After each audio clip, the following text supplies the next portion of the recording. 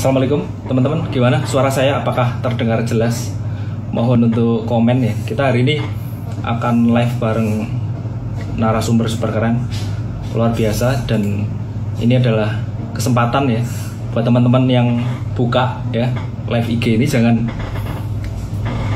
jangan sampai live ya, karena ini adalah momen untuk kita bisa menyerap sumber energi yang wah,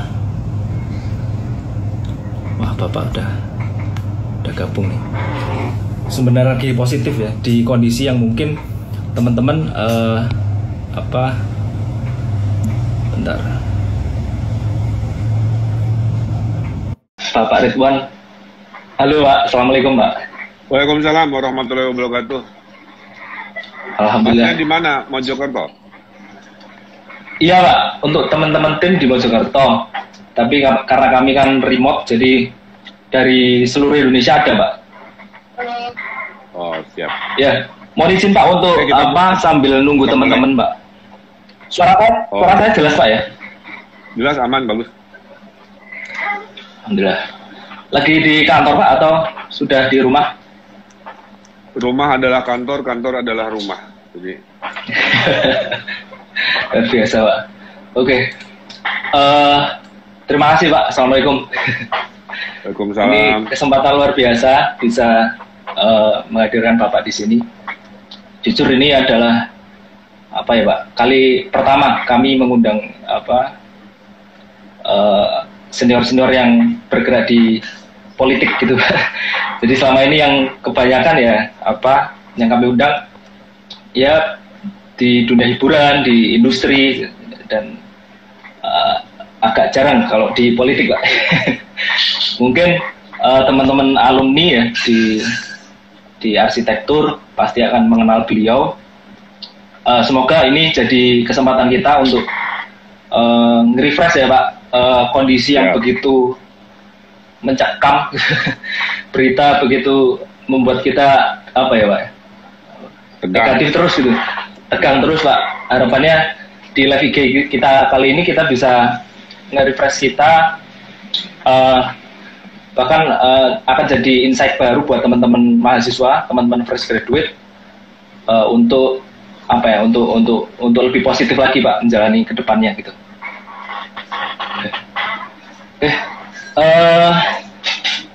Halo teman-teman, silakan disiapkan pertanyaannya. Kita akan ngobrol-ngobrol santai Pak ya, santai. Ya, saya ngikut flow dari kamu aja. Nama Masnya siapa?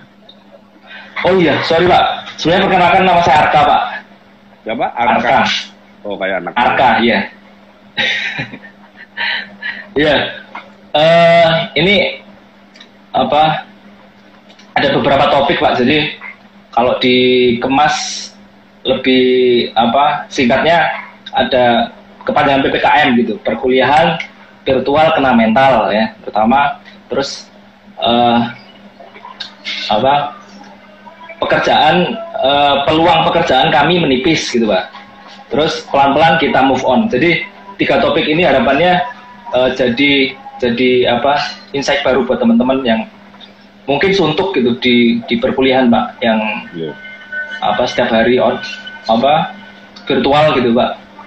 Ya. Itu aja pembukaannya Pak. Ya siap. Untuk pertanyaannya Pak ya, kita share santai aja Pak ya. Ya siap. Jadi gini Mas Arka. Ya gimana Pak? Pertama, ini yang kita alami ini kan disrupsi ya. Disrupsi itu artinya dia datang di waktu dengan cara yang kita tidak duga. Dan ilmu kita memahami COVID ini kan tidak paripurna. Tiap bulan ada aja berita baru kan. COVID-nya bermutasi lah, ini itu dan sebagainya. Dari semua itu, yang paling utama itu kan urusan nyawa. Kalau sudah urusan nyawa, ya kita tidak boleh main-main kan, kira-kira begitu. Ya. Makanya saya selalu menarasikan melawan COVID itu, Mas Arka, kayak perang. Jadi bayangkan kalau perang ya, itu nggak bisa pakai logika-logika normal kan. Pengen normal, pengen makan rame-rame, pengen nikahan rame-rame, pengen sekolahan, itu nggak bisa. Kalau zaman perang, yang diutamakan memang hanya urusan keselamatan nyawa lah, kira-kira begitu. Nah, kalau kita bandingkan nih, Mas Arka lahir tahun berapa? Tahun 95, Pak. Tahun 95, kan? Kalau orang lahirnya tahun 1900 ya, itu dia baru umur 18 tahun, itu dia udah perang dunia ke-1. Hidupnya sudah tidak normal. Yang matinya 20-an juta kalau nggak salah. Kemudian pada saat dia usia mahasiswa, dia kena flu Spanyol juga. Belum beres flu Spanyol, dia kena yang namanya krisis global, ya. Orang di PHK, perusahaan bangkrut, banyak yang bunuh diri, ya. Usia dia 40, life begin at 40.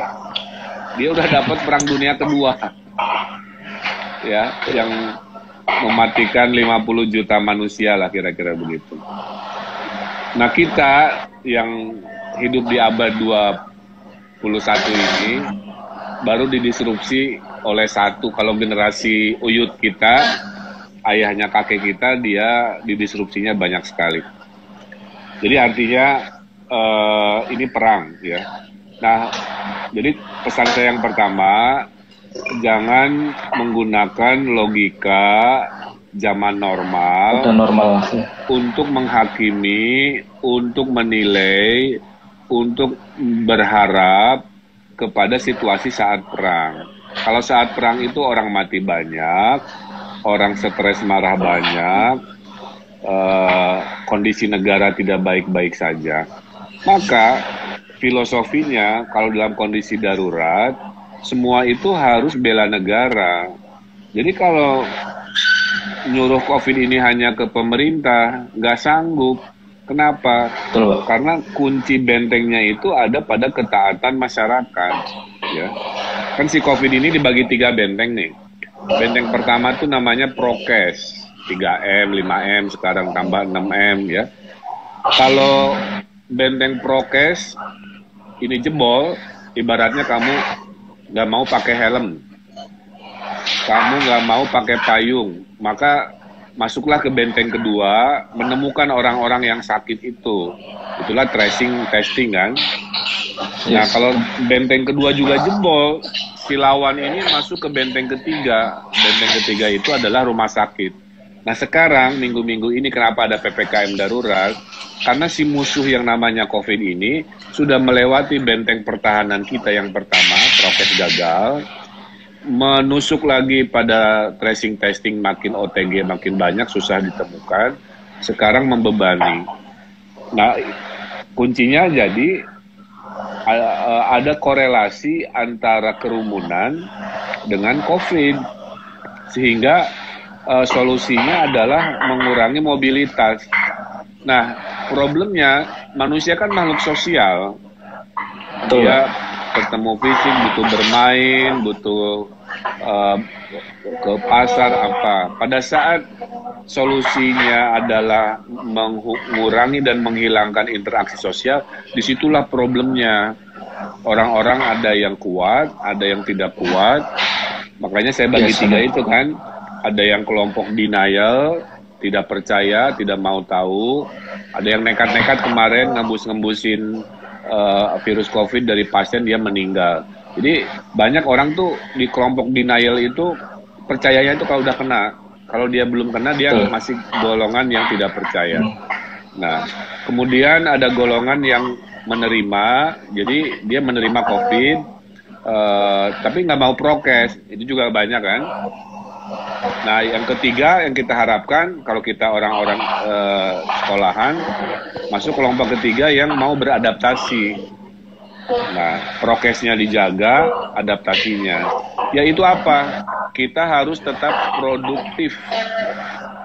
Yes, benar, Pak. Walaupun disrupsi, maka semua larinya ke digital. Coba bayangkan kalau ada COVID ini, Mas Arka ya, tapi di zaman belum ada internet, coba bayangin. Gimana kehidupan? Mati kutu, Pak. Waduh, mau beli online, Pak, ada internet, mau sekolah nggak bisa. Menurut saya ini justru peluang kita, Pak ya, di zaman digital ini, Pak ya. Nah, oleh karena itu saya berharap anak-anak mahasiswa melihat ini sebagai ujian, ya. Orang ujian itu kan ada yang lulus IP-nya 2, IP-nya 3, IP-nya 4. Saya doakan anak-anak mahasiswa, khususnya anak-anak teknik yang gabung di akun ini, itu lulus ujian lah. Apa lulus ujiannya? Move on, beradaptasi. Nah, salah satu yang ingin saya sampaikan juga, ada namanya 4.0 disrupsi itu 2 ya. Satu didisrupsi oleh COVID. Sekarang kita alami. 2 didisrupsi oleh 4.0. Orang yang tidak paham 4.0 juga dia ketinggalan. Kenapa? Karena 4.0 ini menghapus pekerjaan, Kang. Yang kerjanya rutin. Ada ancaman. Ya, ada teller bank atau yang sifatnya customer service, sifatnya akuntan ngitung-ngitung itu transaksi. Betul, transaksi sekarang kan sudah mulai tergantikan, Pak. Nggak harus fisik ke bank. Nah, apa yang tetap bertahan dalam 4.0 itu adalah profesi-profesi yang sifatnya dinamis. Jadi pesan saya ke anak teknik, nanti kalau udah lulus nih, cari peluang pekerjaan-pekerjaan yang dinamis. Apa yang dinamis? Marketing, business development, jual gagasan, jadi pemimpin, leadership, ya. Kemudian dunia digital itu paling tinggi lah. Nah, tapi jangan masuk nanti setelah lulus kerja di bidang-bidang rutin, ya, yang sifatnya input data, nerima komplain, ngurus-ngurus yang input outputnya sama. Nah itu akan digantikan oleh mesin. Nah singkat cerita, poin saya adalah kita lagi kena disrupsi. Kita harus masuk kelompok yang bukan denial, tapi kelompok yang adaptasi. Nah adaptasinya yang kita bicarakan malam ini, salah satunya adalah going digital itu wajib, Kang. Jadi dulu going digital itu pilihan, sekarang going digital itu paksaan.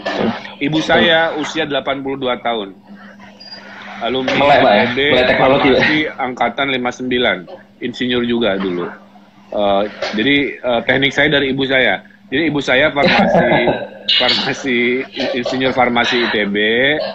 Kalau sekarang kan teknik biologi ya, teknobiologi gitu ya, mungkin ya? Ya mungkin lah. Atau nah dari farmasi saya arsitek, anak saya yang ini teknik mesin, jadi semua perinsinyuran lah. Semua ya. Nah, jadi poin pertama ya, kira-kira kita harus beradaptasi karena generasinya Arka ini didisrupsi oleh 2, satu oleh COVID, 2 oleh 4.0. Mudah-mudahan semua bisa berselancar di antara 2 disrupsi ini dan jadi manusia yang lulus di ujian kehidupan ini. Kira-kira gitu.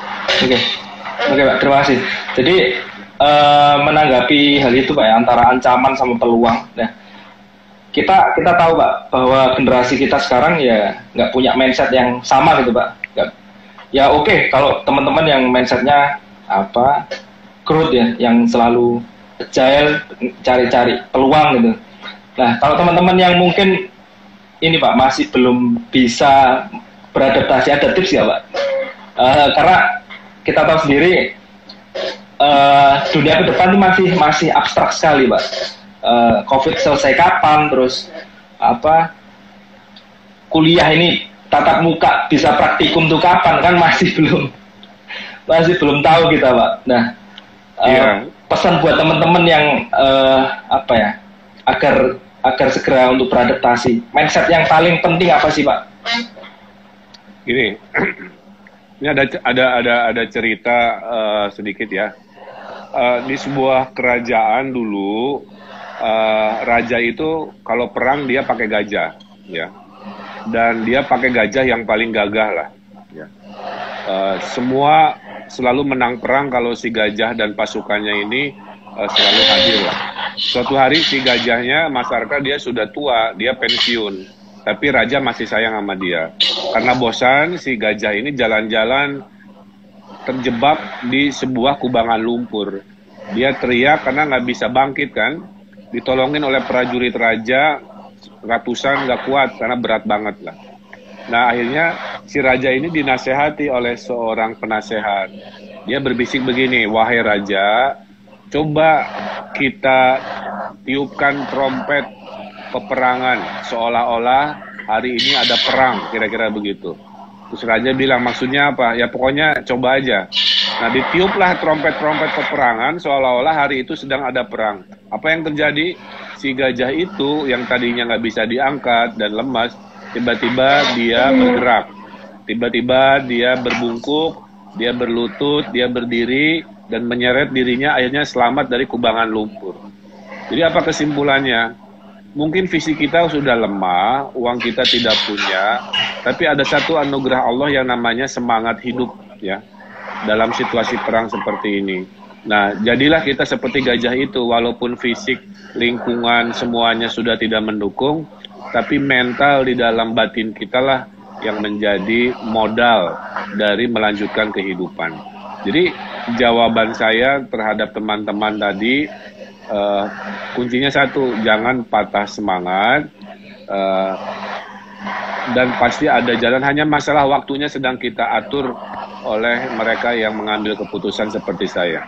Filosofi kedua, ingat selalu ada pelangi setelah hujan badai, kira-kira gitu ya. Jadi ini kita sedang basah kuyup kena hujan menuju badai. Itu, Pak, ya. Ya, tapi insya Allah nanti ada keindahan pelangi setelah hujan badai itu. Nah yang ketiga tadi, kuncinya mau beradaptasi Mas. Apapun profesi mahasiswa hari ini harus going digital itu aja.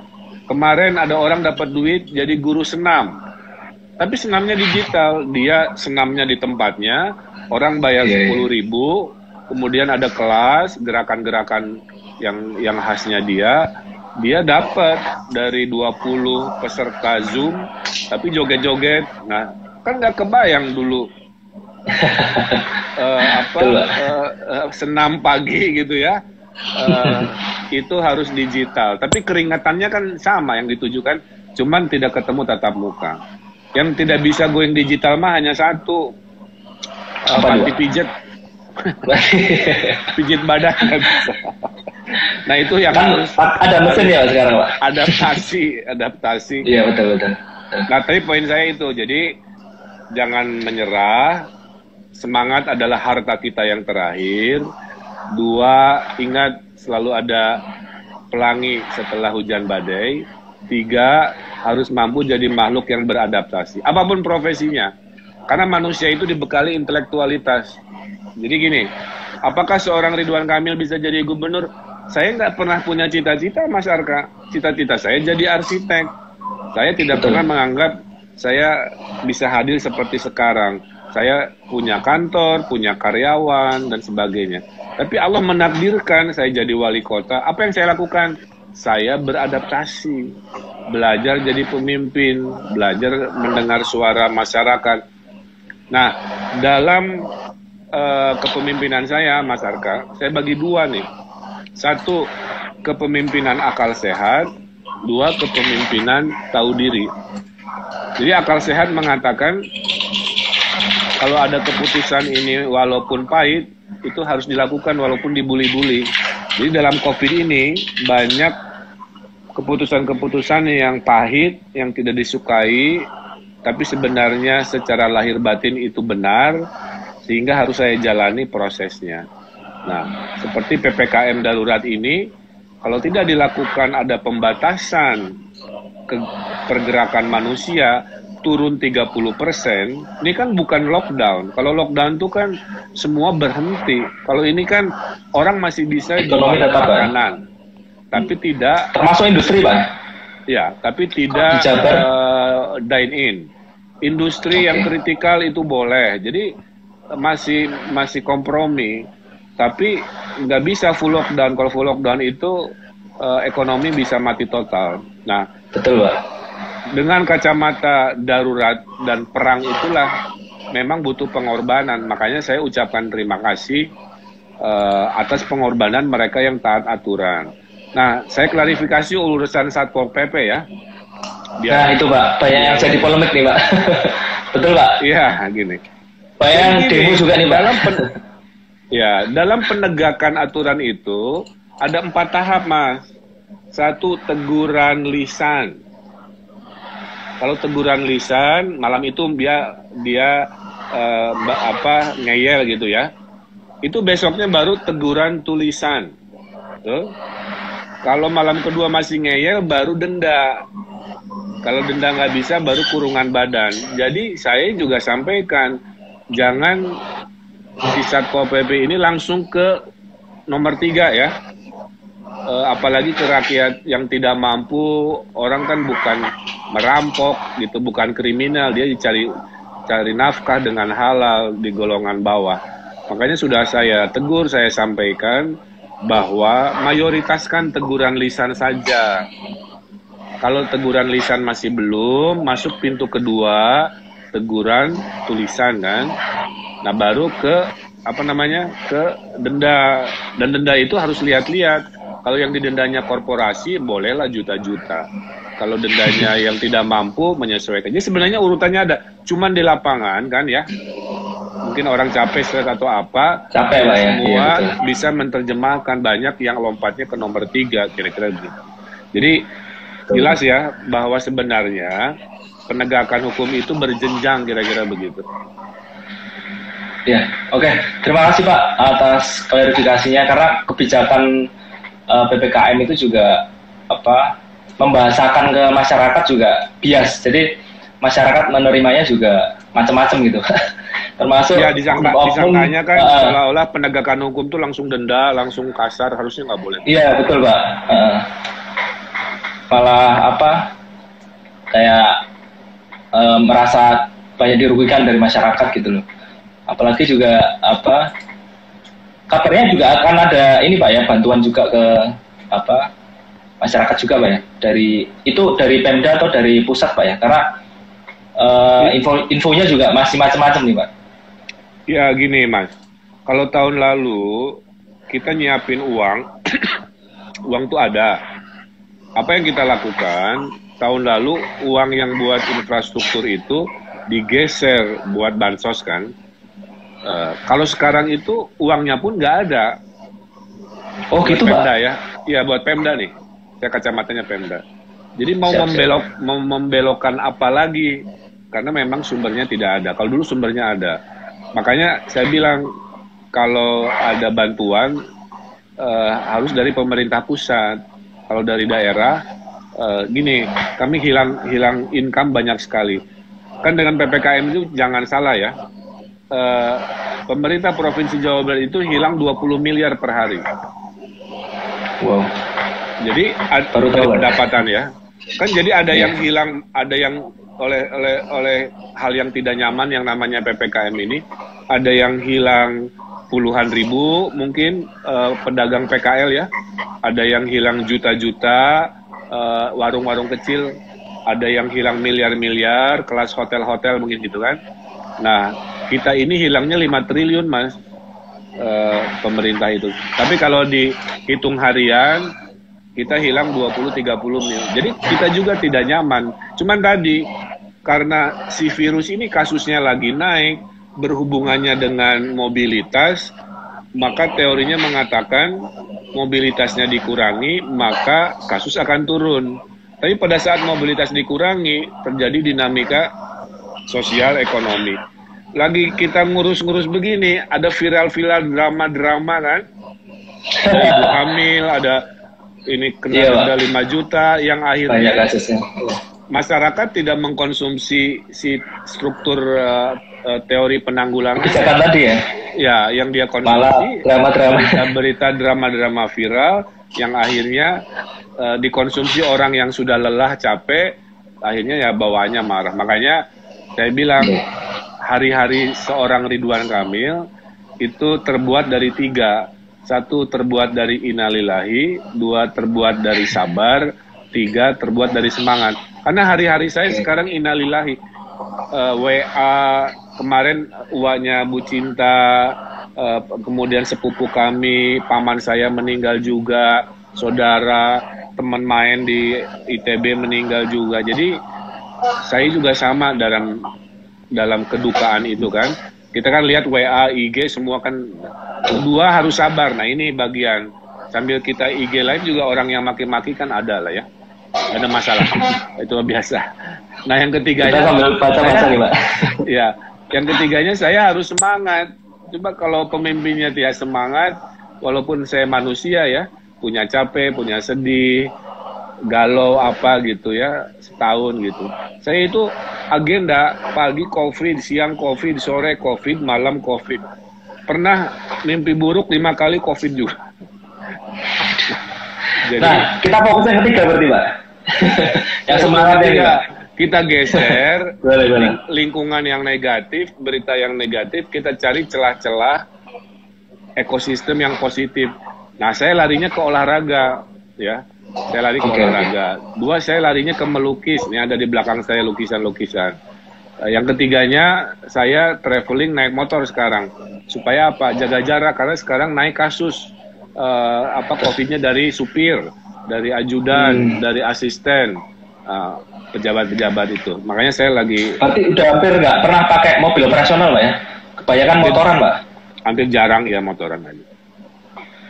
Wow. Oke. Terus apa lagi Pak kegiatan yang bisa bikin Bapak positif? Kita lebih inilah personal lah Pak pertanyaannya Pak. Daripada bahas kebijakan agak berat nih Pak. Iya, udah pusing. Iya. Ya kalau personal tadi. Kalau di rumah Pak. Ya, ini saya liatin ya. Ini lukisan tuh. Wah sama Pak. Sama kayak bapak saya nih. Suka lukis juga. Ini lukisan saya yang saya jadikan sajadah juga. Ya, temanya semesta bertawaf gitu.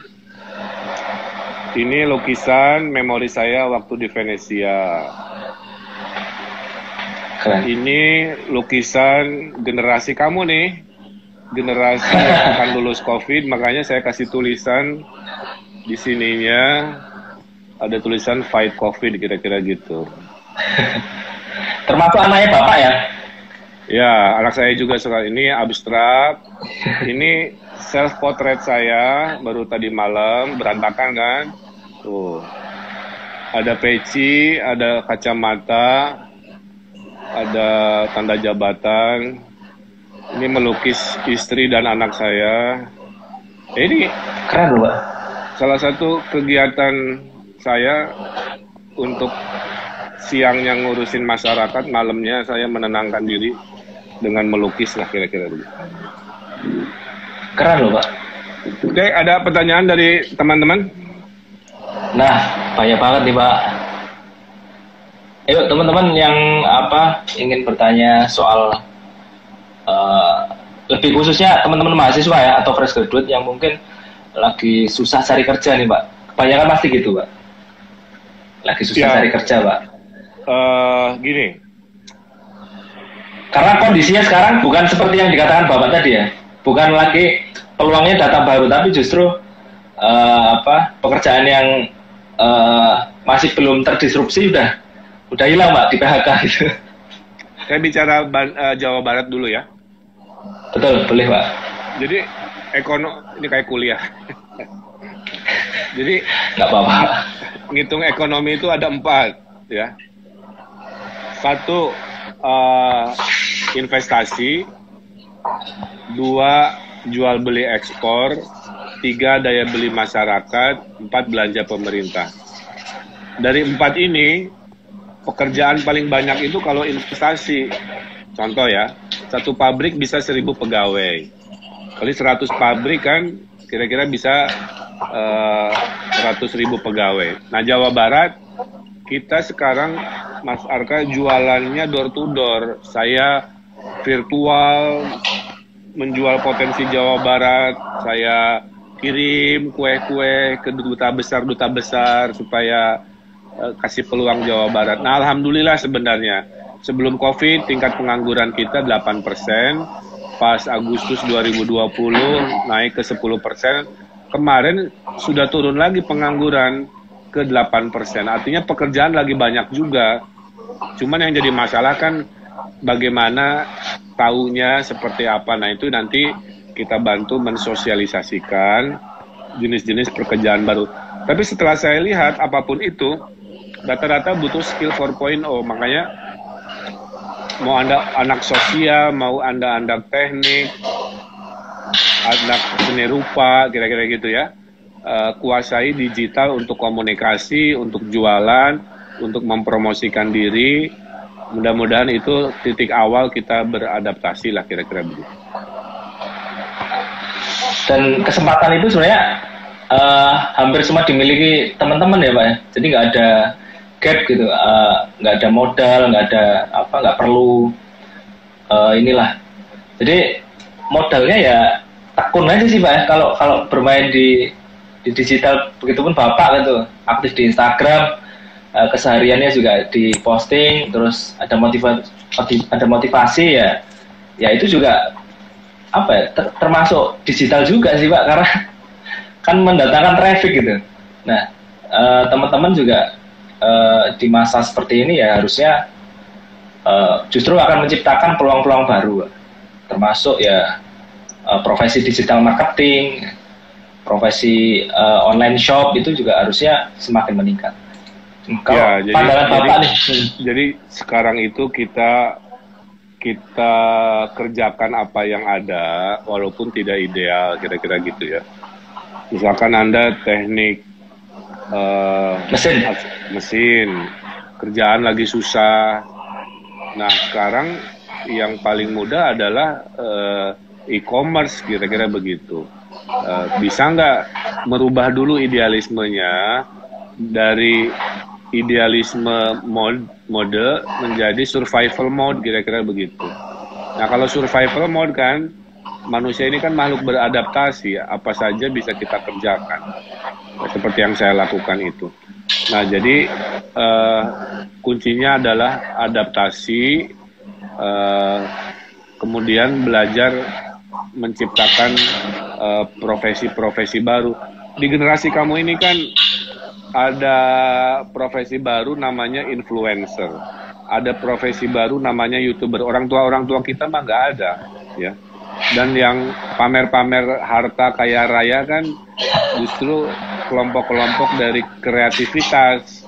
Modalnya cuman mengelola sebuah konten, kemudian disukai, di-like. Nah, ada namanya monetisasi digital kan.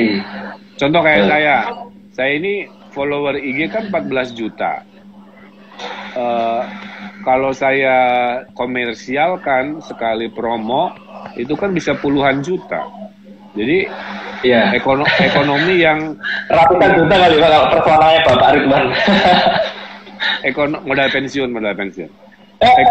Ekonomi yang kita tidak pernah bayangkan terjadi lah, kira-kira begitu. Oke. Termasuk inovasi-inovasi yang dibuat Bapak selama pandemi ini apa aja Pak, selain motor listrik apalagi Pak?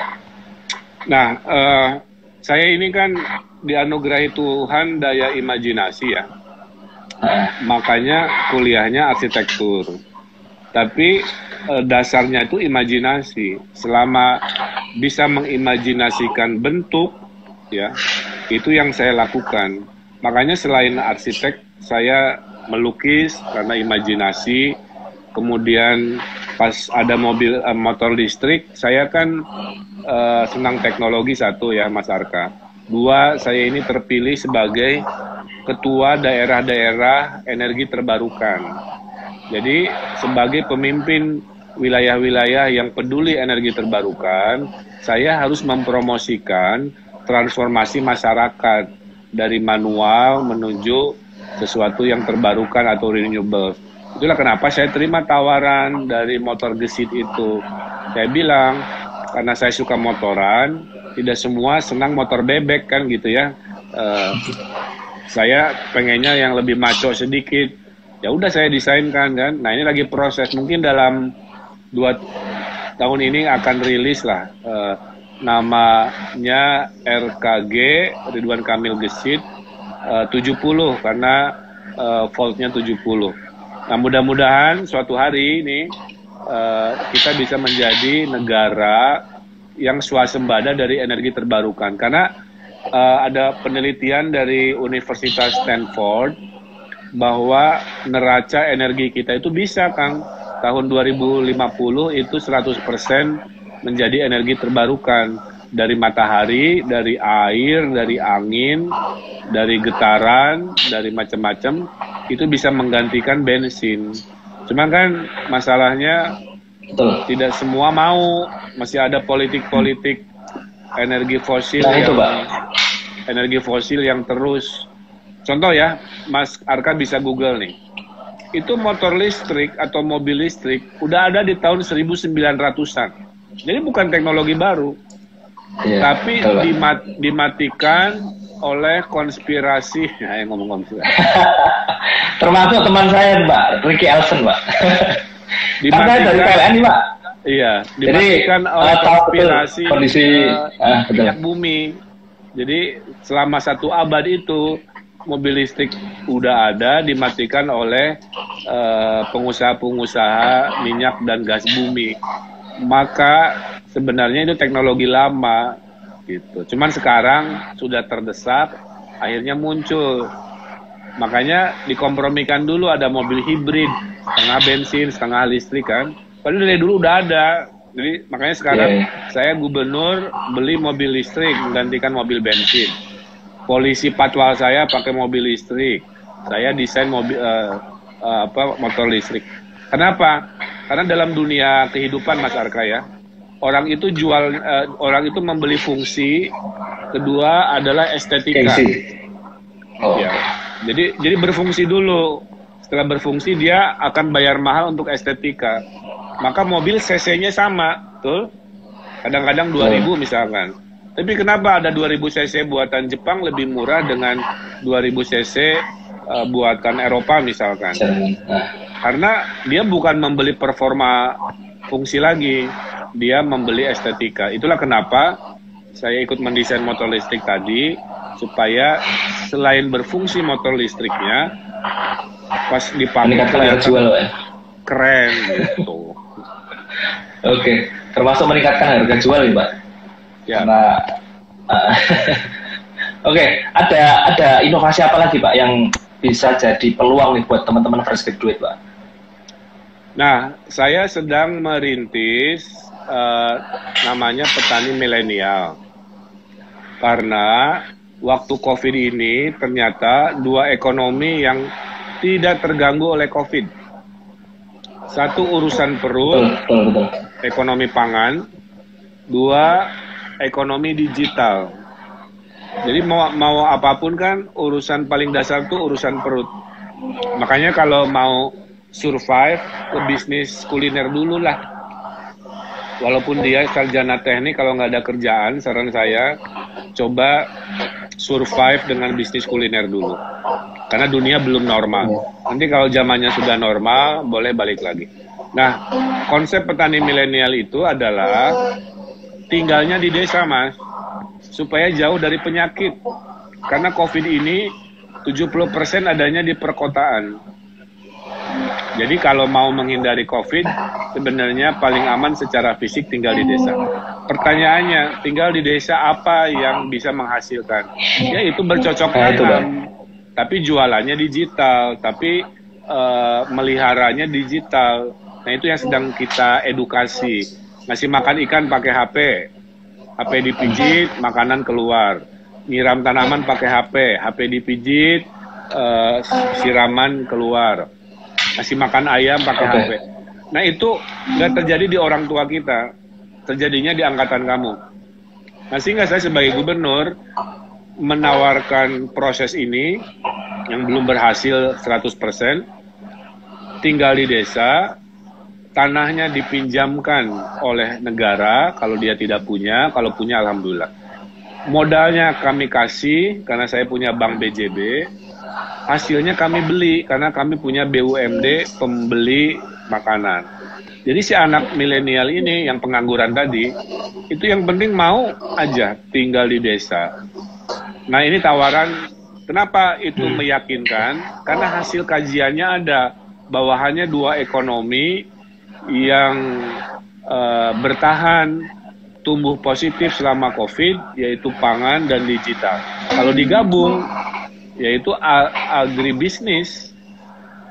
Nah, jadi jangan gengsi sekarang melihara di desa ayam, justru udang, ikan, apa, tinggal diteliti mana yang laku. 5.000 ayam aja dengan modal 150 juta, itu bisa penghasilan 25 juta sebulan. 150 jutanya kan bisa dibayar dalam waktu 6 bulan lah kira-kira begitu ya. Modalnya dari mana? Ya saya ada banknya. Itu konteks Jawa Barat ya. Mudah-mudahan bisa bisa diterapkan di daerah lain, Pak. Ya. Terus untuk teman-teman fresh graduate yang tanda kutip menganggur nih Pak atau PHK, cari tahu informasinya di mana ya Pak? Untuk program tersebut Pak? Khususnya di Jabar nih. Ya kalau di Jabar. Atau mungkin ada websitenya gitu? Ada website. Oh udah ada. Tinggal dicari di Google aja. Oke siap.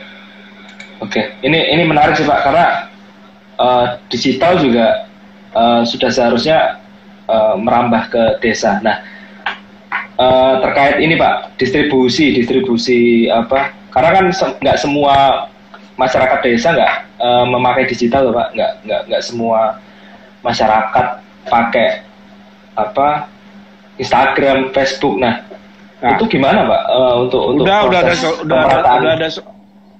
udah ada solusinya. Nanti kalau beres saya kabari Mas Arka. Pak, Bapak ngomongin digital ini digital, itu kan nggak semua rakyat kita mengakses digital. Ada fakir kuota, ada macam-macam. Nah makanya saya punya 5.000 desa Mas. Saya bikin namanya Pusat Digital Desa. Jadi akses ke Tokopedia, ke Shopee, ke Blibli, ke Bukalapak, itu bukan di HP-nya, tapi di balai desa. Nah, balai desanya itu sudah ada yang disponsori oleh Tokopedia, maka jadi Pusat Digital Desa by Tokopedia.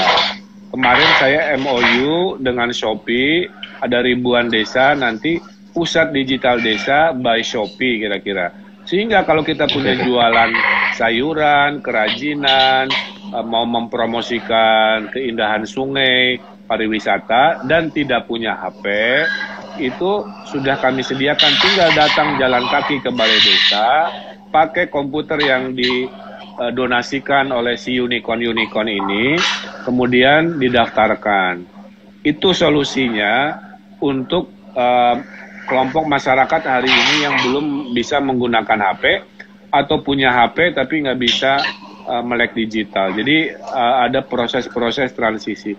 Mimpi saya suatu hari ya, yang paling benar itu Mas Arka tinggal tuh di desa, bukan hijrah lagi ke kota. Karena desa pada saat nanti infrastruktur digitalnya sudah siap, dia adalah tempat yang menyenangkan, alamnya indah, nggak terlalu padat, jauh dari penyakit, infrastruktur digital bisa tetap seperti ini. Bayangkan saya sedang begini, tapi tempatnya di puncak gunung kan bisa suatu hari.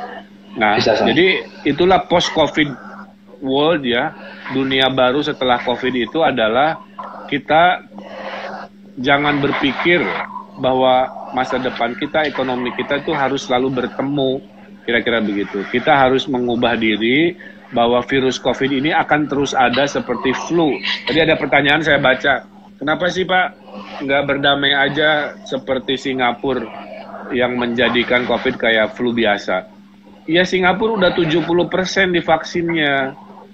Ya, kita belum sampai. Kita masih banyak belum percaya, Pak. Jadi ibaratnya kepada Anda yang ngiri sama Singapura, ngiri sama Piala Euro di Eropa, kenapa buka masker dempetan? Karena mereka itu udah wisuda, kira-kira begitu. Kita ini masih anak SMA, tapi ngiri, ingin ikutan wisuda sarjana, kan belum sampai waktunya, bukan tidak mau. Jadi kita harus dukung supaya secepatnya kita seperti golongan yang Piala Euro dan Singapura juga, dengan ketaatan, kita berkesusahan di PPKM darurat ini. Setelah itu jangan dilama-lama, kasus turun, terkendali, karena percuma ekonomi dibuka juga kalau orang bergelimpangan mati di parkiran, bergelimpangan mati di jalanan karena rumah sakit sudah penuh, seperti dulu di Ekuador. Kan itu tidak mau kita lakukan. Nah, saya paham banyak yang marah. Saya atas nama pribadi, Mas Arka, memohon maaf atas pil pahit ini, karena pil pahit ini harus kita telan, rasanya tidak enak, kita ingin rasanya stroberi, obatnya atau rasa jeruk, tapi adanya adalah rasa pahit.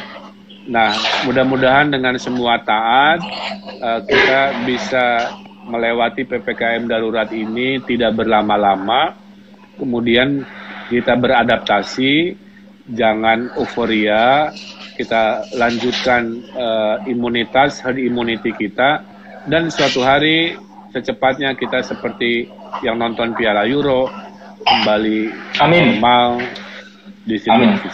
Saya kira itu ya, kurang lebih. Ya. Oke Pak, terima kasih Pak. Untuk pesan terakhir Pak buat teman-teman mahasiswa yang yang akan lulus terus dengan kondisi seperti ini, UKT full tapi kuliah online, terus fresh graduate lulus dalam kondisi perusahaan jarang merekrut karyawan. Nah, pesan Pak. Ya, tadi satu, kuatkan semangat, ingat cerita gajah tua tadi ya. Kedua, urusan survive, jangan gengsian. Kita cari dulu kerjaan-kerjaan yang mungkin berbeda dengan kuliahnya. Salah satu yang saya rekomen adalah makanan, karena surveinya selama COVID makanan tidak pernah turun, bahkan bisa naik. Kemudian banyak orang-orang mampu yang biasa ke restoran, itu harus didekati dengan marketing digital, supaya mereka yang punya kemampuan belanja ini bisa tahu apa Anda jual apa, makan apa, dan sebagainya. Kemudian saya doakan lulus ujian COVID ini, dan sejarah akan mencatat Anda adalah generasi yang lulus di saat COVID, dan Anda ini lebih tangguh dari orang tuanya. Saya mungkin tidak setangguh Anda yang sehari-hari berjibaku, tapi sejarah akan mencatat generasinya Arka, kamu ini adalah generasi yang lebih kuat, lebih keren, lebih digital, lebih sabar, lebih adaptif ketimbang orang tuanya. Saya kira itu, karena saya jam 8 mau live TV. Terima kasih Pak.